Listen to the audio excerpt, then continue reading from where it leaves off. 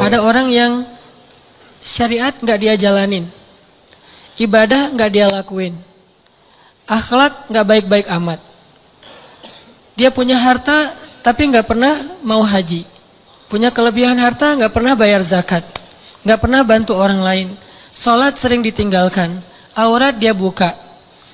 Tapi kehidupannya baik, secara finansial dia sukses, karirnya luar biasa, terus networkingnya luas, pokoknya hidupnya itu kayak nggak ada kekurangan apapun dalam urusan dunia. Lalu dia berpikir, oh kayaknya Tuhan nggak benci-benci amat sama saya. Jadi nggak penting-penting amat juga harus setaat yang si fulan. Buktinya tuh yang rajin ke masjid masih miskin. Buktinya tuh yang udah menjalankan syariat dengan baik masih susah. Buktinya yang udah haji ternyata kehidupannya nggak lebih baik dari saya. Artinya dia kegeeran, ngerasa bahwa dia itu diistimewakan oleh Allah Subhanahu wa taala, padahal dia tuh jauh dari Allah Subhanahu wa taala. Ini contoh kegeeran. Atau dalam pekerjaan dia melakukan pekerjaan-pekerjaan yang sebetulnya dia tahu itu nggak boleh. Hasilnya itu nggak halal. Pekerjaan yang menzalimi orang lain, baik menzalimi secara sengaja ataupun memang sistemik. Dia sengaja ngezalimin orang kayak curang dalam timbangan gitu kan ya. Atau secara sistem memang jenis pekerjaannya itu menzalimi orang lain sehingga nggak halal. Cuman dengan pekerjaan itu dia sukses gitu. Sedangkan ada temannya yang kata dia terlalu idealis, malah nggak bisa sukses kayak dia, kegeeran, merasa bahwa oh sebetulnya ini sih nggak masalah kayak gini-gini amat. Yang penting kan saya nanti bantu anak yatim, fakir miskin, menyantuni panti asuhan kayak gitu-gitu untuk menghilangkan less guilty lah. Padahal dalam bahasa Al-Quran kadang-kadang Allah menyebut sanastadrijuhum min haitsu la ya'lamun. Ini dikenal dengan istilah istidraj. Istidraj. Apa itu istidraj? Pasti teman-teman pernah dengar. Istidraj itu Allah udah sampai ke tahap ngebiarin dia. Dan ini adalah paling bahaya dalam hidup seorang hamba, ketika dia dicuekin sama Allah. Kalau Allah masih perhatian sama dia, ketika dia salah Allah tegur. Ketika dia salah Allah kasih kesempatan. Ketika dia salah Allah kasih ujian. Supaya apa? Supaya dia insaf, terus dia balik kepada Allah Subhanahu wa taala. Kalau orang masih dikasih ujian, masih dikasih musibah, masih ditegur sama Allah dengan niat supaya dia balik, sebetulnya Allah masih perhatian sama dia. Justru ketika ada orang yang bikin dosa terus Allah biarin aja, nggak ada masalah setelah dia bikin dosa dan seterusnya, kayaknya hidupnya tuh lempeng, nyaman. Sebetulnya Allah lagi nyuekin dia, dan dicuekin Allah itulah seburuk-buruk kondisi seorang hamba. Makanya ada surat pembukaannya itu adalah kata-kata cuek. Makanya surat itu kalau kita baca nggak boleh pakai bismillah. Ta'awuz langsung ke ayatnya. Yaitu surat apa? Surat Baro'ah. Atau nama lainnya adalah At-Taubah. Baro'atun. Arti Baro'atun tuh terserah lu deh gitu. Baro'atun tuh arti lainnya terserah kamu deh. Atau saya udah nggak mau ikut-ikutan ya. Atau bahasa lain udah cuek aja deh, biarin aja dia sendiri. Atau bahasa sosmednya Allah unfollow sama dia. Masih mending unfollow, masih bisa dilihat di history ya. Di blog. Ini baro'atun. Kalau dalam bahasa surat yang lain zarhum. Biarkan mereka. Yakhudu wa yal'abu, bersenang-senang, bermain-main. Ini paling bahaya. Dan orang dalam kondisi kayak gini kadang-kadang kegeeran. Cuman kita husnuzon ke Allah, Allah nggak baro'ah sama kita. Jangan sampai ada kesan gini teman-teman. Kita dulu mungkin pernah mengalami masa-masa yang kelam gitu ya. Atau kalau bahasa ustadz mah, atau bahasa fikih jahiliyah. Pernah mengalami masa-masa jahiliyah, banyak dosa, jauh dari Allah, ninggalin sholat, kayak gitu-gitu. Hampir semua dosa-dosa besar itu kita pernah ngelakuin. Pas udah hijrah kita ngomong gini, ada untungnya juga sih Ustadz, saya dulu pernah nakal. Kalau enggak saya jadi enggak kayak gini sekarang. Kalau enggak saya jadi enggak tahu kalau itu ternyata bahaya. Jadi dengan saya pernah nakal dulu, sekarang saya bisa ngedidik anak saya. Saya tahu anak saya kalau ada indikasi-indikasi mulai nakal nih, saya tahu banget. Karena saya dulu pernah kayak gitu. Enggak ada untungnya teman-teman. Yang harus kita syukuri bukan kita pernah nakal. Yang harus kita syukuri, kita pernah nakal tapi Allah masih kasih kita kesempatan. Itu yang kita syukuri, kesempatan tuh. Sampai akhirnya kita bisa berhijrah, Allah kasih hidayah, itu yang kita syukuri. Alam yajidka yatiman fa'awa wa wajadaka dhallan dhal. Kenapa dhal itu kayak panjang bacanya? Karena sesat jauh gitu kan ya. Kita pernah tersesat jauh, dan tersesat itu bukan hanya soal akidah, tersesat dalam masalah ketaatan, kita nggak taat kepada Allah, tersesat jauh, sibuk dengan dunia, kemudian kita foya-foya jauh banget dari Allah. Wa wajadaka dhallan fahada. Allah tarik balik kepada kebaikan. Yang harus kita syukuri bukan dolnya, tapi fahadanya, hidayahnya. Karena kalau kita berpikir, untung juga saya dulu pernah nakal, ini bagian dari kita salah faham terhadap Allah. Jadi nggak ada baiknya kita pernah nakal, nggak ada baiknya kita pernah bandel, nggak ada baiknya kita pernah jahiliyah, pernah bikin dosa. Baiknya adalah alhamdulillah kita bisa taubat, bisa hijrah. Dan kalau kita dengar cerita orang-orang yang ngisahin masa lalunya, jangan takjub kepada dianya, tapi kita takjub kepada Allahnya. Ya Allah baik banget ya. Dia udah sejauh itu Allah nggak ilfil sama dia. Dia udah sejahat itu Allah nggak ninggalin dia. Dia udah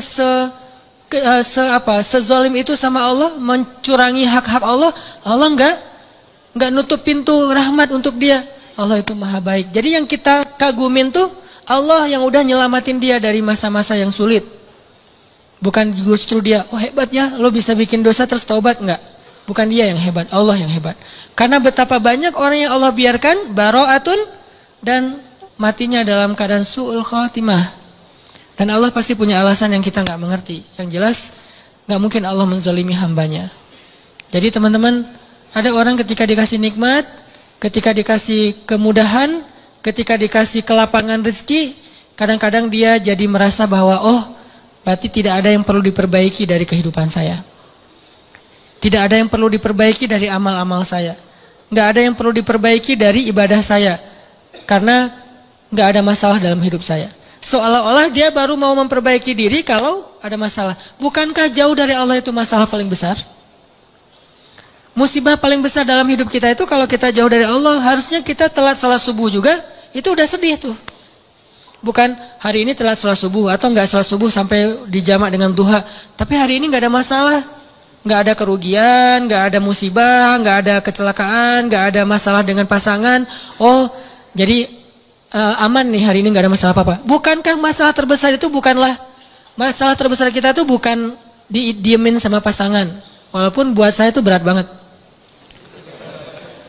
Istri itu kalau udah diem buat saya tuh musibah dunia nih. Diajak ngapa-ngapain sama teman, enggak lah kalau istri saya masih diem. Jadi saya bujuk-bujuk, cium tangan apa, enggak usah dibahas. Pokoknya gimana biar dia mau senyum dong, senyum, paksa-paksain senyum, akhirnya dia senyum, alhamdulillah. Tapi sebelum saya maksain dia senyum atau bujuk-bujuk kayak gitu, saya ngelobi langit dulu, langsung wudu, salat hajat. Ya Allah, engkau yang menggenggam hati istri saya, balikin dong hati dia ke saya. Pas selesai assalamualaikum, pas ke kiri udah ada dia sebelah sih. Drama banget sih. Nggak penting banget cerita kayak gitu. Yang jelas teman-teman, masalah terbesar kita bukan dicuekin oleh orang yang kita sayangin. Masalah terbesar kita bukan ada musibah atau kecelakaan di jalan. Masalah terbesar kita bukan nggak dapat proyek.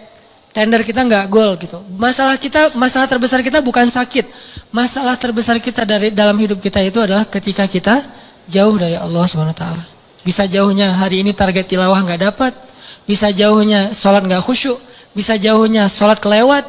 Bisa jauhnya apalagi akhlak nggak benar. Kok jadi hari ini saya kepancing emosi. Bisa jauhnya ada orang butuh pertolongan, ditolong oleh orang lain duluan, bukan kita. Padahal kita butuh nolong dia. Jadi bukan dia yang butuh kita, tapi kita butuh nolong dia supaya Allah nolong kita. Tapi hari ini nggak ada yang datang ke rumah kita, kan sedih tuh harusnya ya. Biasanya setiap hari ada aja yang minta tolong ke saya, tapi hari ini kok nggak ada ya. Itu harusnya jadi masalah besar buat kita. Itu aja udah bisa bikin kita nggak kegeeran. Dan nikmat terbesar dalam hidup kita bukan dikasih rezeki, walaupun itu kebaikan. Nikmat terbesar dalam hidup kita bukan dikasih pasangan, walaupun itu ya penting banget. Saya nggak berani ngomong nggak penting, bahaya nanti. Allah cabut lagi kan jadi jomblo, saya kan kasihan. Gak bisa ngebully orang. Nikmat terbesar dalam hidup kita bukan dikasih pasangan walaupun itu penting. Nikmat terbesar dalam hidup kita itu bukan kaya raya, walaupun itu pengen sih. Ada yang pengen miskin? Nabi Muhammad yang pengen miskin. Walaupun kita tahu itu baik tapi kita nggak berani. Kalau berani coba aja doa. Ya Allah, please dong miskinkan saya. Gak ada yang berani kan ya? Yang ada Allahumma rzuqni rizqan halalan thayyiban rizqan wasi'an, yang banyak, yang luas, yang halal.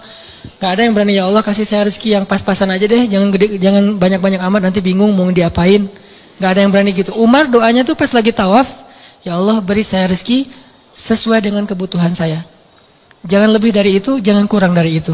Ini pertengahan nih. Kayak gini aja kita gak berani. Saya gak berani doa kayak gini nih. Karena kalau dikasih gitu, Allah kok gini-gini amat sih. Karena yang kita butuhkan itu apa? Baju, tempat tinggal, kendaraan, makan, itu doang. Terus jalan-jalan itu bukan kebutuhan teman-teman.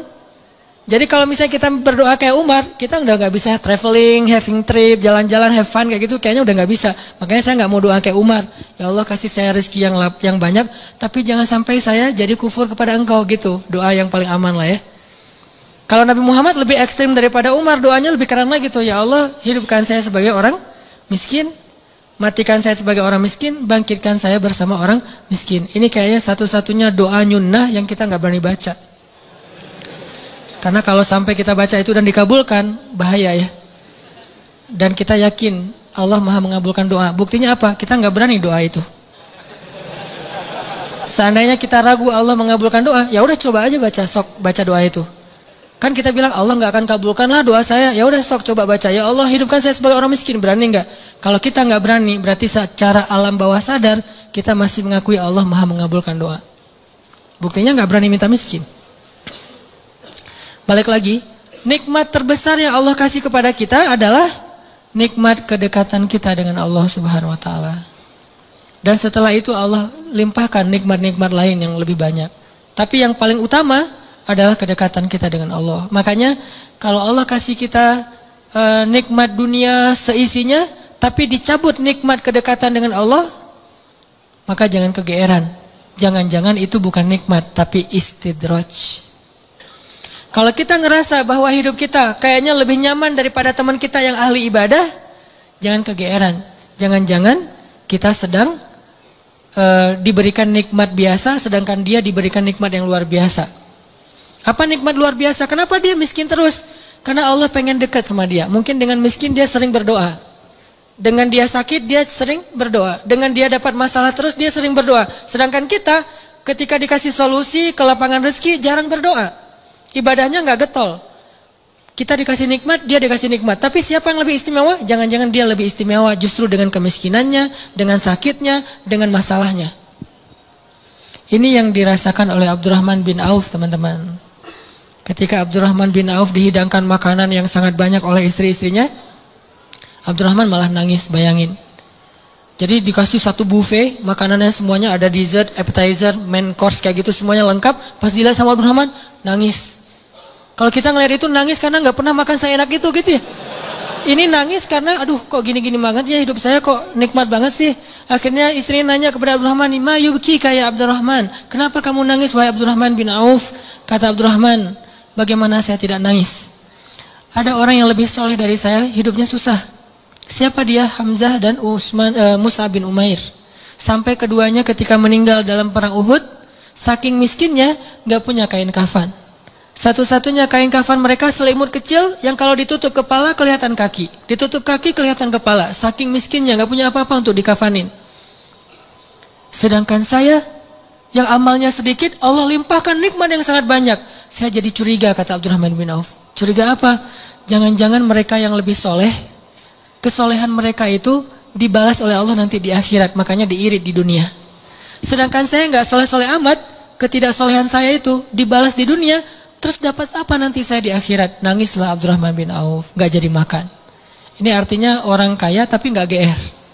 Kalau yang barusan kita baca di surah Al-Kahfi, orang kaya GR, Allah sayang banget ya sama saya, nanti kalau saya meninggal pasti dikasih yang lebih banyak lagi. Ini teman-teman, ternyata ukurannya biar kita nggak GR itu adalah siapa yang paling dekat kepada Allah. Kalau ada orang kaya dengan kekayaannya rajin sedekah, kita harus acungkan jempol. Oh, berarti dia dengan kekayaan itu makin soleh. Kalau kita dengan kekayaan rajin sedekah, rajin bantu orang lain, mudah-mudahan kita husnuzon di sini. Tapi kalau dengan kekayaan kita jadi lalai, jangan kegeeran. Di sini bukan bab husnuzon, tapi bab introspeksi diri. Jangan-jangan kita kena istidraj.